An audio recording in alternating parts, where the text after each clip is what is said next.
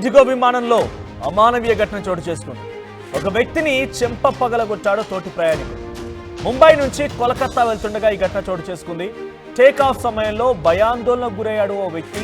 అయితే అదే సమయంలో మరో వ్యక్తి భయపడినటువంటి వ్యక్తి పైన చెంపపై కొట్టి దురుసుగా ప్రవర్తించాడు. సంఘటనను చాలా తీవ్రంగా ఖండిస్తూ ప్రకటన విడుదల చేసింది ఇండిగో సంస్థ. సదరు వ్యక్తిని భద్రతా సంస్థలకు అప్పగించినట్టుగా వెల్లడించింది. ఒక వ్యక్తి మొదటిసారిగా ఆయన విమాన ప్రయాణం చేస్తున్నాడట. కొంత భయాందోళనకు గురయ్యాడు టేక్ ఆఫ్ సమయంలో. విమానం ప్రయాణం కొంతమందికి అలవాటు లేకపోయినా, కొత్తగా ఎక్కినా, కొంత ఎత్తైనటువంటి హైట్స్ వాళ్ళు చూడకపోతే డెఫినెట్గా కొంత ఇబ్బంది పడతారు. సో ముంబై నుంచి కోల్కతా వెళ్తున్నటువంటి ఆ విమానంలో, ఇండిగో విమానంలో ఓ ప్రయాణికుడు కొత్తగా విమానంలోకి వచ్చాడు. ఆయన విమానం టేక్ ఆఫ్ అవుతుండగా కొంత భయానికి గురయ్యాడు. వెంటనే స్టాఫ్ కి ఇన్ఫార్మ్ చేశారు. అక్కడ ఎయిర్ హోస్టెస్ వచ్చారు. వారిని ఆయన టేక్ కేర్ చేస్తున్నారు. కొంత పానిక్ సిచ్యువేషన్ లో ఉన్నాడు ఆయన.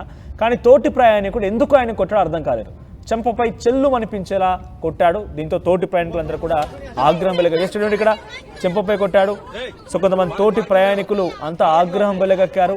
సో ఎందుకు ఆయన కొట్టారు, what right do have to beat him అని క్వశ్చన్ చేశారు. ఎయిర్ హోస్టెస్ కూడా ఆయన పైన కొంత ఆగ్రహం వెలగక్కారు.